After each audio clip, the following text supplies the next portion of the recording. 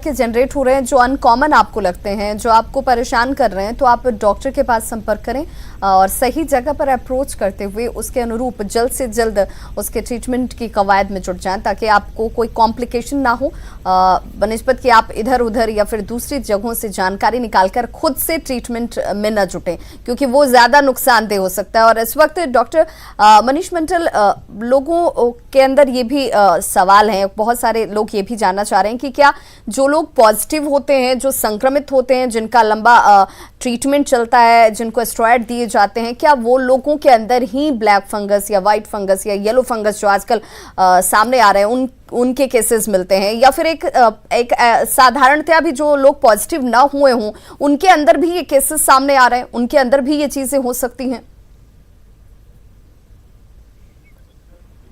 जहाँ पे immunity compromise हो, चाहे वो पहले से बीमारी हो उससे कॉम्प्रोमाइज हो, या फिर जो उन्होंने कोविड के ट्रीटमेंट के दौरान स्टेरॉइड्स लिया हो उससे हो, या खुद से ओवर मेडिकेशन कर लेते हैं बहुत लोग। क्योंकि इसमें अगर किसी को बुखार है या खांसी और डॉक्टर ने उनको फलाना मेडिकेशन दिया है, कभी कभी लोग उसको अपने मन से भी डोज ज़्यादा बढ़ा के ले लेते हैं ताकि जल्दी ठीक हो जाए जी। और ये भी देखा गया है कि पेरिफेरल जो हमारा गांव का इलाका है वहाँ पे कुछ क्वैक्स जो हैं वो ओवरडोज दे रहे हैं। फॉर एग्जांपल, कोई दवाई अगर स्टेरॉइड्स की 16 मिलीग्राम देनी है या 8 मिलीग्राम देनी है तो उसको 32 मिलीग्राम दे दिया जा रहा है, ऐसा भी देखने में आया है। तो उसके कारण भी उनकी इम्यूनिटी कॉम्प्रोमाइज़ हो जा रही है। और जब इम्यूनिटी कॉम्प्रोमाइज़ होती है, चाहे वो किसी अन्य बीमारी से हो, जैसे डायबिटीज़ है या थायराइड है, या उसको क्रोनिक किडनी फेलियर की बीमारी है या ट्यूबरक्लोसिस की बीमारी है, अन्य बीमारियों की वजह से इम्यूनिटी कॉम्प्रोमाइज हो या फिर स्टेरॉइड्स की वजह से कॉम्प्रोमाइज हो, जैसे भी कॉम्प्रोमाइज हो उसमें फंगल इन्फेक्शन का चांस बढ़ जाता है। मैं ये नहीं कहूँगा कि 100% को होता है, हाँ, लेकिन बढ़ जाता है। तो वैसे केसेस में ही फंगल इन्फेक्शन का चांसेस ज़्यादा होता है। बिल्कुल। तो दूसरी जो बात सामने आ रही है कि लोग इस बार घर पे ही ऑक्सीजनेट हो रहे हैं। तो जो घर पे ऑक्सीजन लेते हैं उनका डायरेक्ट पाइप से कनेक्शन नाक पे होता है। अगर पहले से ही पाइप इन्फेक्टेड हो या उनका जो लेके आए वो सिलेंडर वो इन्फेक्टेड हो, तो उससे भी संभावना होती है कि फंगल इन्फेक्शन बढ़ जाए। तो हर जगह ये उपलब्ध है, हर मेडिकल कॉलेज में जांच की सुविधा उपलब्ध है, ये जांच करा सकते, दिखा सकते हैं और उसका निराकरण करा सकते हैं। बिल्कुल। तो देखिए, खुद से भी डॉक्टर बनने की कोशिश ना करें। आप जानकारी ज़रूर आपकी सुविधा के लिए आजकल हर प्लेटफॉर्म पर मौजूद है, लेकिन क्या आपको उसकी ज़रूरत है? क्या आपके अंदर जो लक्षण हैं उस लक्षण में उन दवाओं का सेवन ज़रूरी है क्या?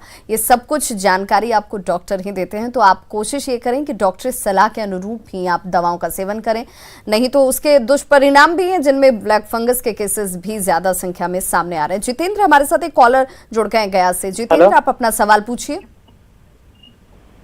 हेलो, आप अपना सवाल पूछिए। हाँ सर, कह रहे हैं ना मैडम जी, ये तीन फंगस है, ब्लैक, व्हाइट और पीला। जी। तो दो का अंग्रेज ने जन्म दिया है, एक हिंदुस्तान ने जन्म दिया है क्या? एक पीला का येलो क्यों न डाला गया? पहली चीज तो ये समस्या नहीं है, फिर भी मैं चाहूंगी कि तो ठीक है। आगे एक है, कोरोना से लोग अस्पताल में ही क्यों मर रहा है, घर पे क्यों नहीं मर रहा है? तो इससे तो आपको राहत की सांस लेनी चाहिए कि भाई अस्पताल जाने वाले लोगों की संख्या कम से कम रहे, घर पर ही आप ठीक हो जाते हैं तो अच्छी बात है। लेकिन आप अगर इस बात से भी परेशान है कि घर पे लोग ठीक हो जा रहे हैं और अस्पताल में जाकर क्यों मौत हो जा रही है, ये अपने आप में सवाल भी थोड़ा बड़ा अजीब सा है। डॉक्टर IAS ठाकुर, मैं चाहूंगी कि आप, अगर ये सोच ऐसे लोगों के मन में आ रही है तो उसे कैसे दूर किया जाए? एक्चुअली घर पर रहने से भी अगर ठीक हो जाते हैं तो घर पर रहें, लेकिन ऐसा देखा गया है कि मेडिकल कॉलेज में जब भी लोग आते हैं तो जिनका ऑक्सीजन सेचुरेशन 40, 60, 30 आता है तभी आते हैं, तो नेचुरली सीरियस रहते हैं, तो उसके बाद भी तो डेथ रेट तो बढ़ेगा ही, इनका प्रॉब्लम हो ही सकता है। लेकिन घर पर इनको कोई सिम्टम नहीं है, घर पर आराम से रहें, कोई दिक्कत नहीं है, तो अच्छी बात है। बिल्कुल, तो देखिए इसके पीछे का सवाल का जवाब आपके पास खुद ही है, क्योंकि आप तब तक घर पर रहते हैं जब तक आपको लगता है कि हम सही हैं या फिर ट्रीटमेंट हम अपने तरफ से जो कर रहे हैं वो सही चल रहा है।